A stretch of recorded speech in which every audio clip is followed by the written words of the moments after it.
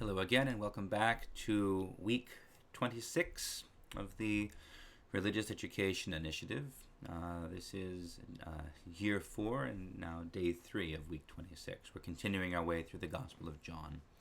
Last time we saw Jesus speak again with the man who had been blind, whom he had healed, and whom the Pharisees had cast out of the synagogue, calling him to follow him and revealing himself to him as the Messiah, the Son of Man, the Son of God.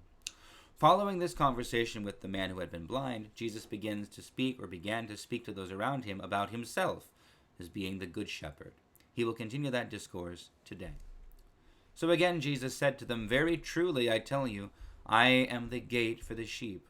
All who came before me are thieves and bandits, but the sheep did not listen to them. I am the gate.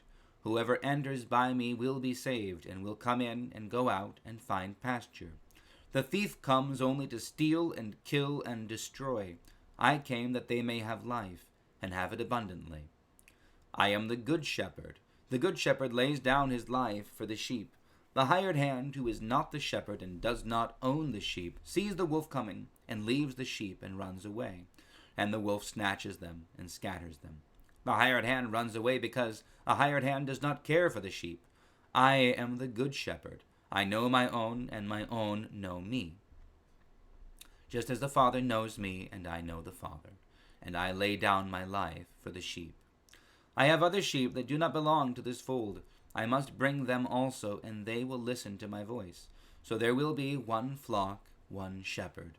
For this reason the Father loves me, because I lay down my life in order to take it up again. No one takes it from me, but I lay it down of my own accord. I have power to lay it down, and I have power to take it up again. I have received this command from my Father." Again, the Jews were divided because of these words. Many of them were saying, "He has a demon, and is out of his mind. Why listen to him?" Others were saying, "These are not the words of one who has a demon. Can a demon open the eyes of the blind?" So, we're going to continue this, but we have to remember, again, the context, the way the story has run up to this point. First, Jesus was in the temple, proclaiming himself, speaking very clearly about himself, and finally naming himself as Yahweh, the God of Israel, the Most High God. Before Abraham was, I am, he says. Then he left, because as they tried to stone him, but failed, and immediately he finds this man who had been blind from birth. He spits on the ground, he makes clay with the dust and the spittle. He puts the mud in the man's eyes and sends him to wash. And when the man washes, he is granted sight. The Lord has made him new eyes, showing that he is indeed the Creator. From this sign, then, the Pharisees reject the witness of the man who had been blind, even as he says this man must be from God, because since the world began, no one has ever restored the sight of a man born blind. He must be from God. And they say, "What do you know? You are born utterly in sin." And they cast him out of the synagogue. So Jesus, caring for the man, caring for all of them, then says, "I am the good shepherd." And there are those who don't care for the sheep because they're not their sheep. The sheep are mine. There are hirelings who have been placed in charge of the sheep, but when they see a threat coming, they run away because the sheep aren't theirs.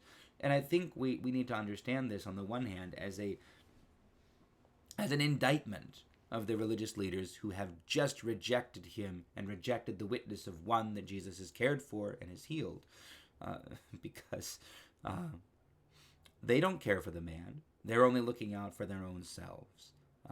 They don't care that he was healed. They don't care about his witness. They feel threatened, so they reject him and they cast him out. But Jesus says, "I am caring for him." And then he goes on and he talks about this interesting thing, saying, "I have other sheep who are not of this fold. I must bring them also." So we can understand this as being, on the one hand, referring to the Gentiles, that Jesus is bringing more people into the fold, into the covenant, than just the Jewish people, that he is indeed fulfilling the purpose of the Jewish people to expand the Lord's sheepfold throughout all the world. But in the context here, as he's talking about laying his life down for the sheep, the indication we get is that he's actually talking about the dead.